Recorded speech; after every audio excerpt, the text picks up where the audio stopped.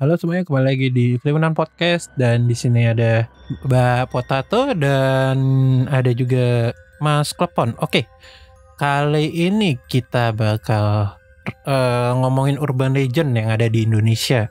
Ini pada ada yang tahu nggak sih sebenarnya di kita gini? Aku tahu sih. Kayak gimana sih?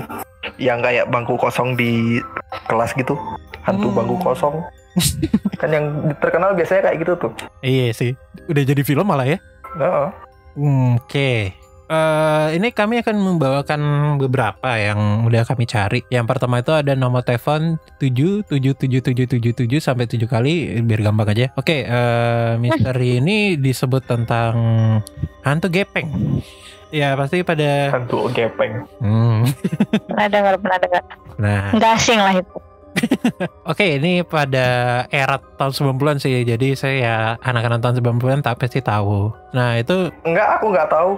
Masa? Enggak tahu. Enggak tahu. Jangan gitu, kita bertiga 90-an lo ya. Enggak tahu, aku nggak tahu. Lu udah tua. Tuh kan ketahuan tuanya jadian. Nah, kan. Enggak tahu. Yang pertama itu kalau katanya ya, ini mitos pertama itu terjepit lift. Nah, kalau terjepit di lift ini katanya hantu gepeng ini pengusaha kaya yang terjepit di lift rumah sakit. Itu mitos pertama. Nah, habis itu ada yang bilang lagi nih, kalau matinya itu karena bulldozer. Itu rata, bukan hancur. Itu hancur. Aduh. Oh, itu mungkin yang inspirasi dulu acara sinetron di TV itu yang pocong masuk truk molen itu ya. Inspirasinya itu. Mungkin. Oke. Nah, abis itu katanya ada yang bilang lagi atau GP ini sebenarnya bukan pengusaha kaya, tapi malah sebenarnya seorang dokter.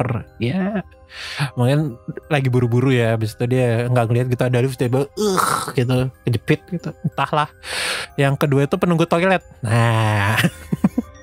Penunggu toilet nih. Katanya sih dulu banyak ngomong di toilet. Nah, toilet ini kadang ada yang di sekolah, kampus maupun umum ya. Nah, ditambah lagi rumornya itu lebih sering di toilet perempuan. Jadi kata perempuan ini sering digangguin. Apakah Mbak Potato pernah merasakan digangguin?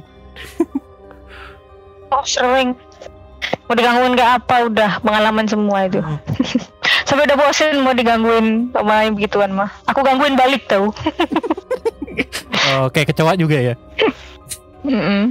Habis itu nih ada kelanjutannya. Katanya sih dia nongol jam 11 malam. Kondisinya gelap, sendiri. Dan biasanya sih toiletnya bakal diketuk. Dan sekalinya itu dia akan berjalan mundur sebanyak 3 langkah. Itu kalau misalnya kalian mau coba, tuh dia kalian maju 3 langkah, ketuk kembali pintu toilet di dalam toilet atau buka. Nah, itu katanya sih bakal nongol Mister Gepeng atau hantu gepeng. Apakah Anda mau mencoba? Bentar. Kok Kayaknya sih enggak. itu kayaknya nggak masuk akal. Soalnya itu malah kelihatan kayak latihan moonwalk. itu bukan mau menemui hantu, itu mau moonwalk. Jadi saya mundur karena kan udah licin tuh. Iya. Jalan mundur. Oke, sekarang nih ya mitos nomor telepon 777.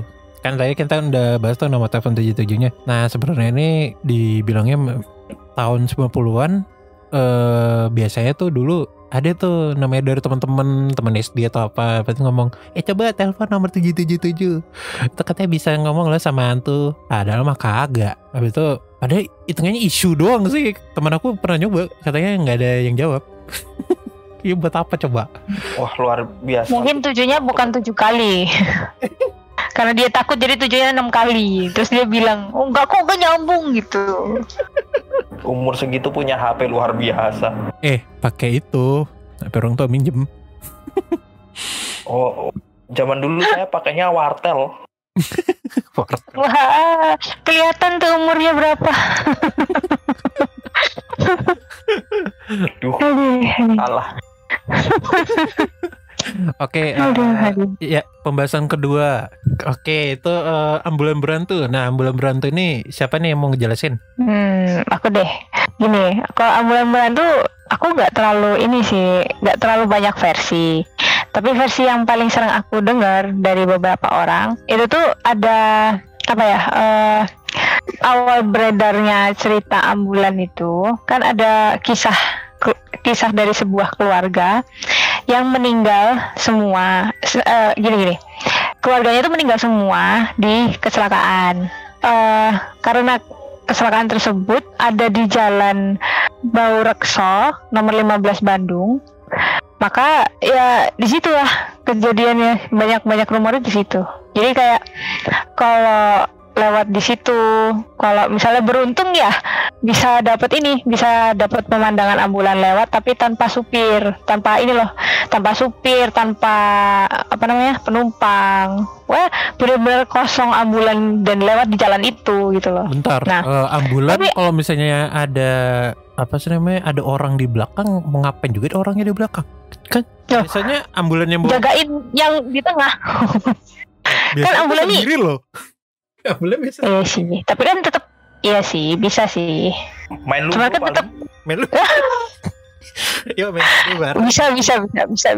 Main ludo, main uno gitu ya. Yang kalah nanti dia bawa mobil. Oh hebat. Gantian. Tapi tetap bagi manusia biasa nggak kelihatan sih. Siapa tahu kalau bawa jenazah main uno, jenazahnya nanti tiba-tiba teriak uno. Astaga. Bisa. Aduh. Lanjut. Tapi lumayan serem loh yang ambulan berantu ini, karena kan ibaratnya kan dia ini udah ambulan tuh kan terkesan serem ya bagi kita. Udah itu kendaraan buat bawa jenazah, buat bawa orang yang menjelang kematian, istilah kendaraan yang genting gitulah. Habis itu ditambahin berhantu, kan udah kayak kendaraan VVIP untuk menakut-nakutin orang gitu loh. Ya gak sih? Kok VVIP?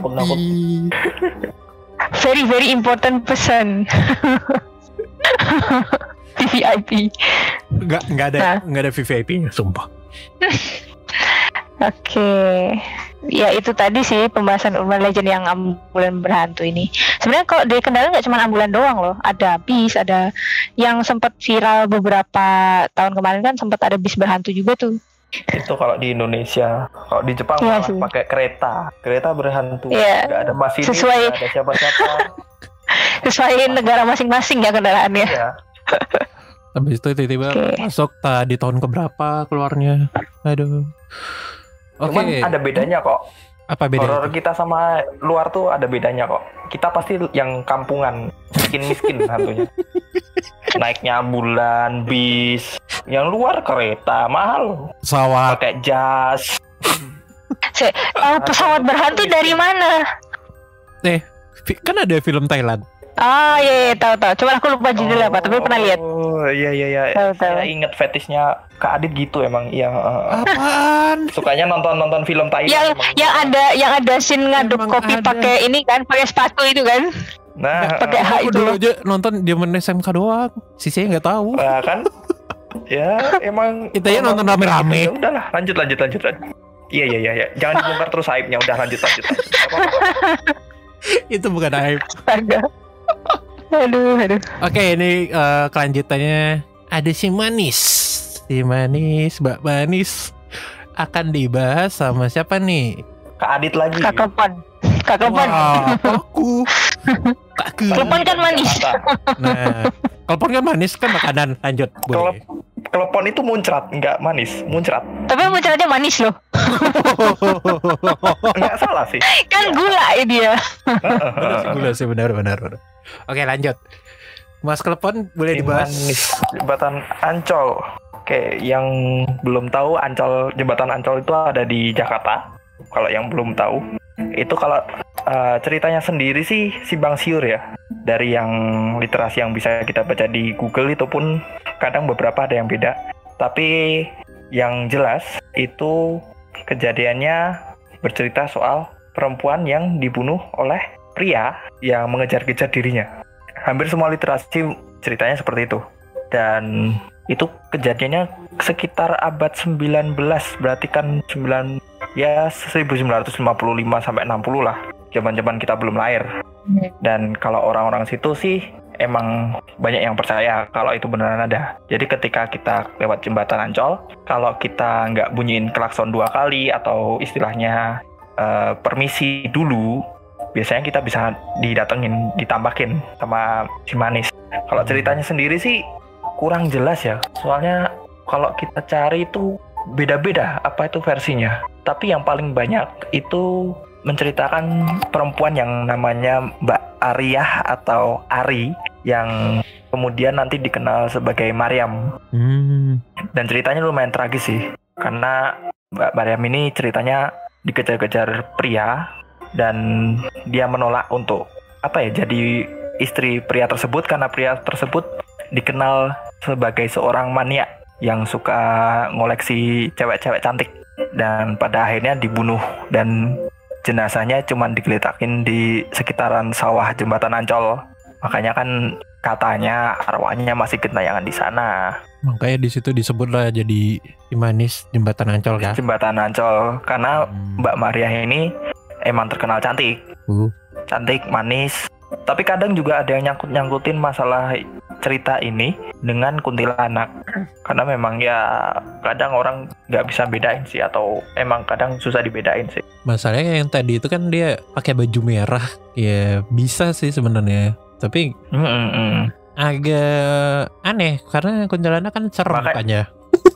Ya, makanya kan kalau di tempat kita di Indonesia kan orang-orang bisa ada 2 versi cerita kan, kuntilanak biasa sama kuntilanak merah. Yang kuntilanak merah itu biasanya dikaitkan sama si manis jembatan Ancol ini.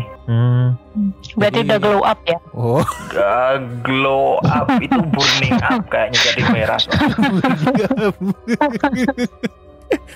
udah bisa beli skincare ya, makanya jadi si manis gitu kan. Waduh. Iya, cakep. Pakai skincare, udah bisa beli gaun warna merah kan.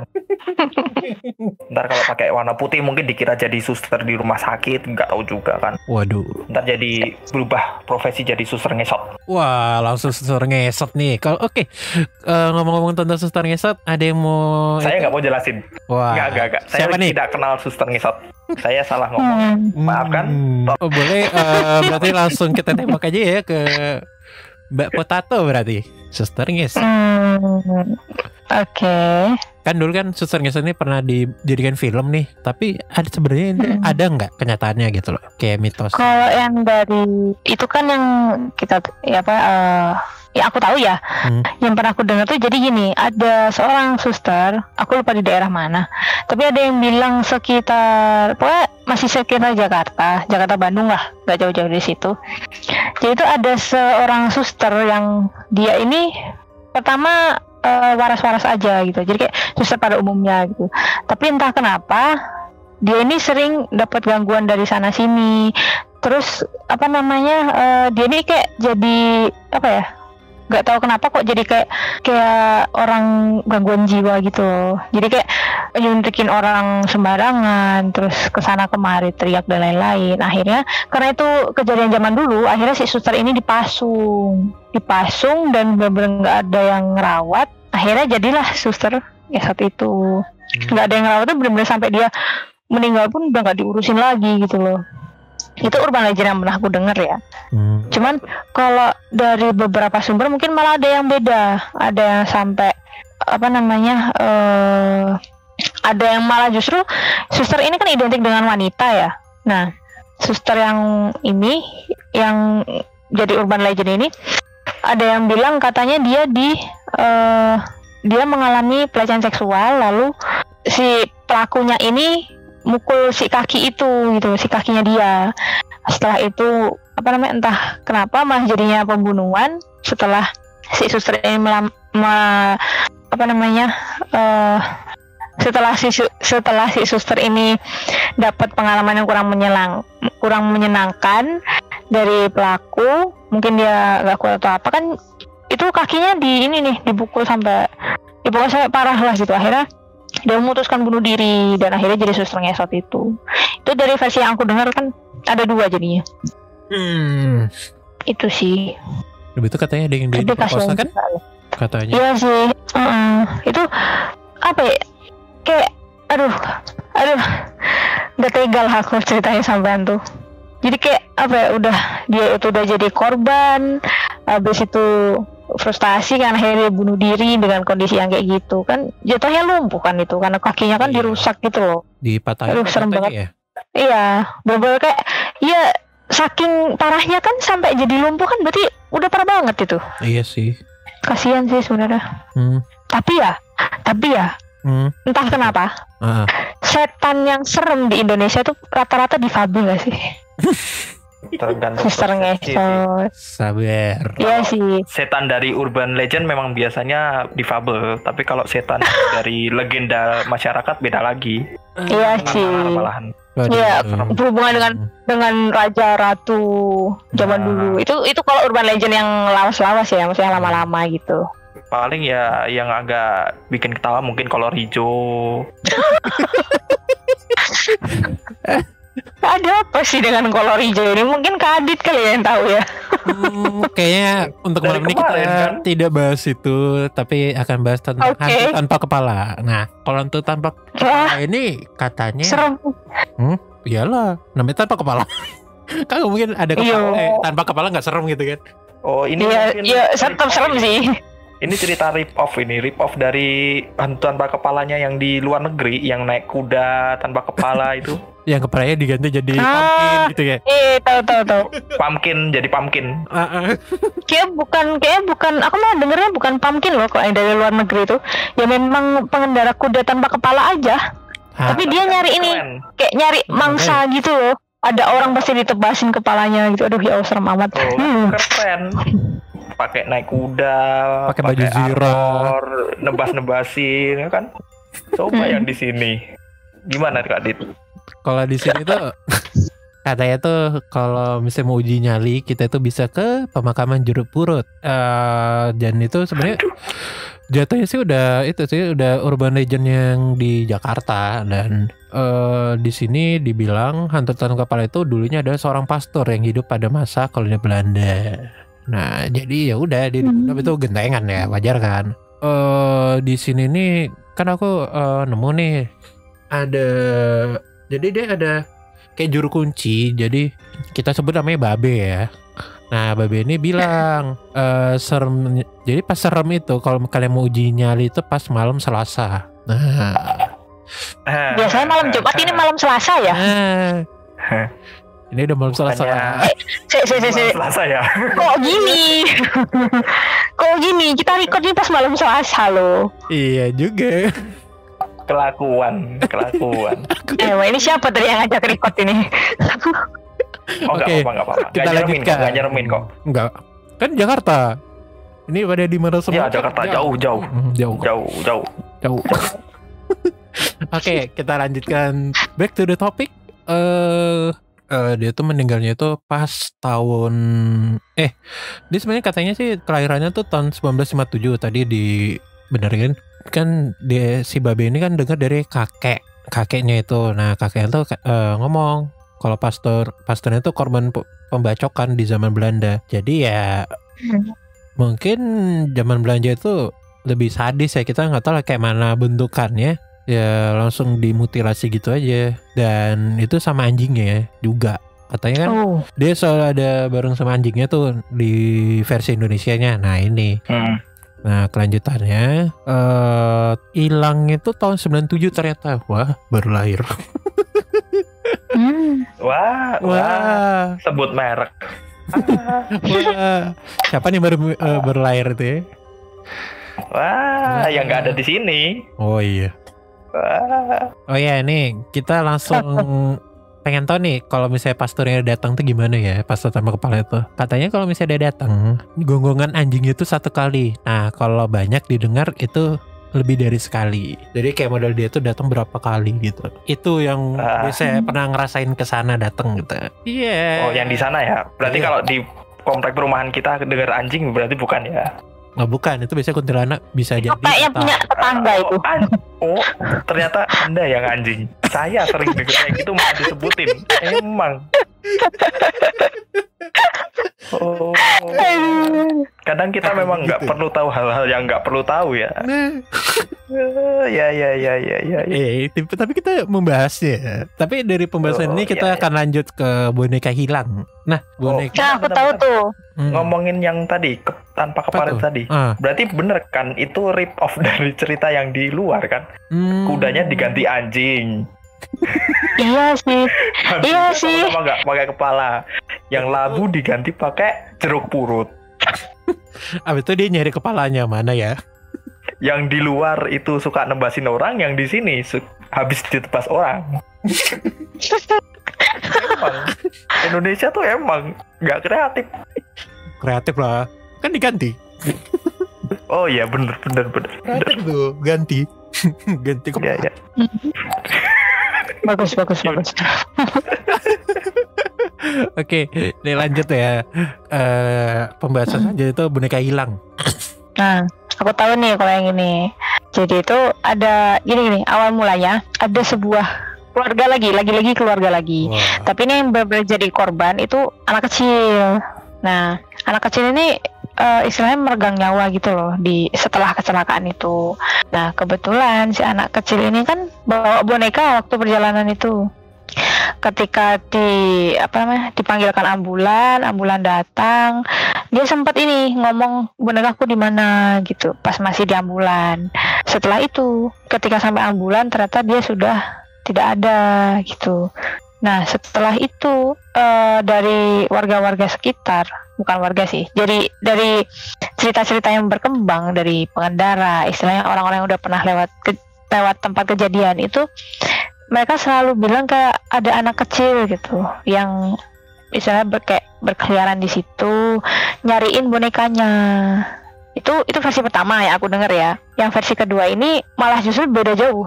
Jadi gini. Bukan anak-anak kah? Tetap bukan ini. Tetap anak-anak yang jadi korban. Cuman anak ini tewas di tempat dengan kondisi yang parah lah gitu, sampai mungkin ada mohon maaf kayak bagian tubuh yang terpencar atau apa gitu. Nah, setelah itu bagian tubuhnya itu dikubur di situ di tempat kejadian dan istilah kayak apa ya, semacam kayak dikasih batu nisan tapi itu bentuknya batu gede gitu loh. Nah, dan itu si batu besar yang buat nutup potongan tubuh itu tuh gak bisa digeser gitu loh. Jadi karena gak bisa digeser sampai itu kan kejadiannya aku lupa di tol mana, tapi arah ke Bandung, tapi udah masuk Bandung. Nah, sampai itu kan ada mega proyek mau dijadiin jalan tol kan, tempat kejadian itu. Tapi batu itu karena entah kenapa gak bisa dipindah, akhirnya jalan tolnya itu jadi agak dibelokin dikit gitu loh. Itu malah versi yang aku dengar dari orang-orang yang ada di dekat situ. Dekat tempat kejadian itu. Makanya kok aku sebenarnya agak meragukan kok ceritanya agak beda jauh ya gitu. Malah nggak disebutkan si anak kecil ini nyariin boneka atau apa gitu, malah nggak disebutkan kayak gitu.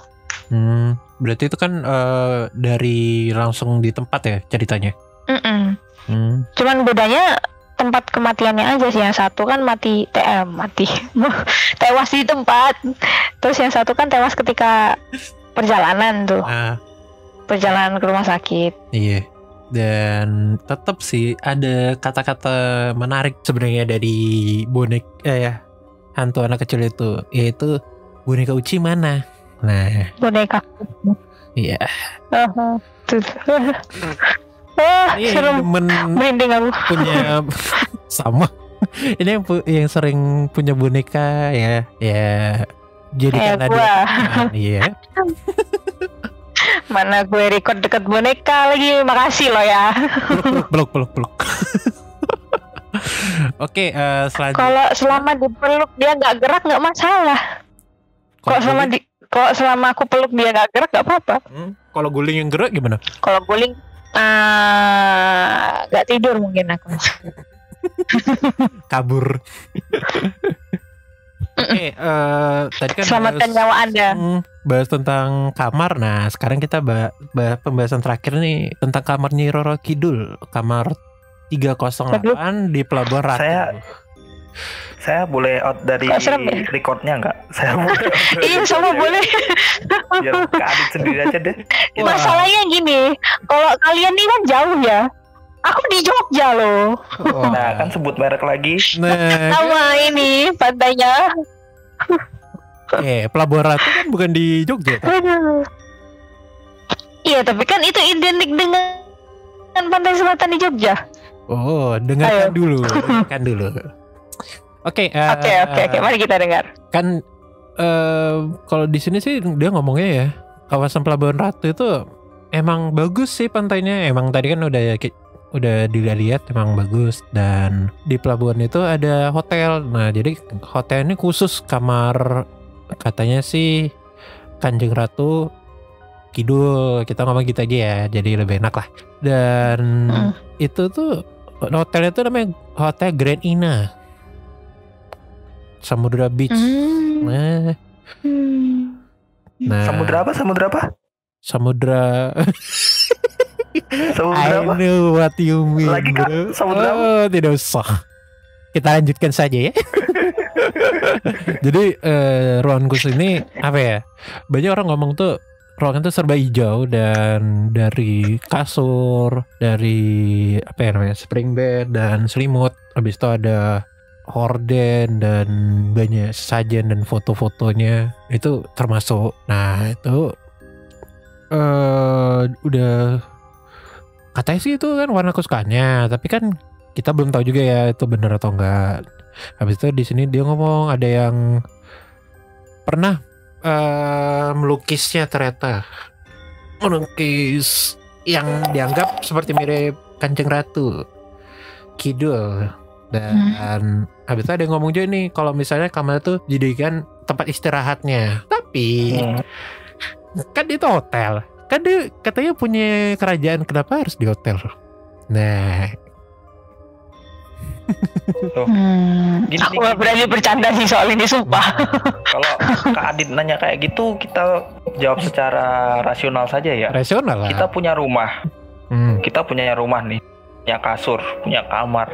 Ngapain kita tiba-tiba mau ke hotel? Ya mau tidur di sana kan, menikmati pemandangan. Kan tadi katanya pantainya indah. Wah, Ya mungkin itu alasannya. iya sih. Gak mungkin kan nyari korban di sana kan, gak mungkin kan. Buat dijadiin apa itu namanya pesuruh kan gak mungkin. Wah, tidak. Pasti menikmati pemandangan. Habis itu di sini dibilang tempatnya tuh bisa buat jadi semedi. Ya, ya siapa yang mau bersemedi di kamar itu? Silakan. Enggak sih. Skip. Oh, di skip sama dia. Oke, itu kan tadi udah kita sebut nih. Kalau menurut pandangan dari yang lain gimana nih? Masa dari semua cerita urban legend tadi? Yang paling serem nih, atau yang gimana nih? Dari itu dulu lah, pendapatnya dulu. Ya udah sih, gak ada pendapat aku ya. Ya memang urban legend kan pasti cerita yang udah banyak dikenal orang. Jadi mungkin apa ya, banyak lah itu pasti sumber-sumbernya yang beda cerita atau gimana gitu. Karena kan urban legendnya kan dari mulut ke mulut dia. Jadi belum tentu versi yang kita dengar ini mirip dengan kejadiannya atau apa gitu. Mulut ke mulut. Ya sih. Iya kan? Dari mulut ke Urban mulut. legend kan gitu. Iya, aku ada loh. Udahlah, selalah. Aku mau Discord deh. Tapi aku Dia tuh sudah cukup berani untuk mengucapkannya. Oh iya. Sudah berani loh. tapi memang iya kan, urban Iya. legend kan gitu loh. Iya, merata dari orang per orang lah. Jadi satu orang dengar nanti. Iya. Nah itu kan. Ya itulah. Kalau dari orang per orang kan. Nah, oke, kalau misalnya dari yang terseram nih, yang mana nih kalau menurut Mas Klepot? Terseram. Bentar. Ya. Terseram. Salah sebenarnya tanya ke aku kalau masalah terseram. Wah, Salah dah. kenapa? Hidupnya udah suram. Di rumah kan udah biasa. Oh iya. Enggak, Enggak. Mungkin kalau mungkin paling serem itu mungkin si Manis sih. enggak, sorry. Si manis itu serem, tapi kalau buat aku sendiri mungkin yang boneka itu sih. Karena itu adalah benda yang paling sering kita jumpai di manapun. Nggak perlu ke kota manapun pasti ada. Bener juga. Jadi ada kesan horornya ketika kita habis denger ceritanya, entah itu sedih atau tragis, pasti keinget. Jadi ada kesan horornya ketika ngelihat boneka. Tapi kalau dari kesan apa itu namanya, kerasa apa ya, merinding, itu mungkin lebih ke yang kamar Nyi Roro Kidul sih. Oke, itu dari soalnya yang lain lucu-lucu. Yang lain lucu-lucu katanya. Oke, nice. Itu kan kalau dari Mas Klepon itu kan. Kalau dari Mbak Potato yang serem nih. Tadi kan katanya dia mau dari serem atau yang mana. Nah, coba yang seremnya yang mana nih? Nah, serem tetap nomor 1 yang soal kamar itu sih. Aku bahkan sampai gak berani bahas loh. Karena kan itu apa ya, kalau dibilang urban legend, bukan urban legend yang kayak sebelum-sebelumnya kita bahas tadi. Ini kan urban legend yang udah menyangkut kayak raja ratu. Pokoknya udah kayak apa ya, pokoknya urban legend luas gitu yang intinya bukan nyangkut perorangan tapi tanah. Tanah Jawa. Iya, laut, itu samudra. Jadi saya dibedakan dengan laut dan pantai. Yang jelas kalau cerita urban itu nggak semua harus dipercaya. Cuman kalau warga sekitar bilang, oh kalau kamu lewat sini harus klakson 2 kali. Oh kalau kamu mau ngapa-ngapain di sini silahkan kasih sesajen dulu, ya diikutin aja. Sepertinya Anda pernah merasakan. Yang jelas cari aman aja lah. Oh iya. Nggak usah ngotot kalau diomongin sama warga sekitar tuh. Kecuali kalau emang agak nggak rasional gitu baru dipertanyakan. Wah. Karena udah sering lah. Sebagai orang yang naik gunung atau suka traveling, biasalah kayak gitu. Pasti banyak kok nemuin kayak gitu. Jadi kita harus matuin tempatnya. Itu sebenarnya. Ya. Oke. Di mana bumi dipijak, di situ langit dijunjung. Wis. Itu bener nggak sih? Bener sih, bener nggak salah juga. Oke, itu dari Mas Klepon dan Mbak Potato. Mungkin ya cukup baru segitu sih yang kami ketemu ya. Mungkin akan bakal nambah lagi, dan jangan lupa like, komen, dan subscribe untuk bisa melanjutkan podcast kali ini. Dan dadah. Dadah. Ciao. Dadah.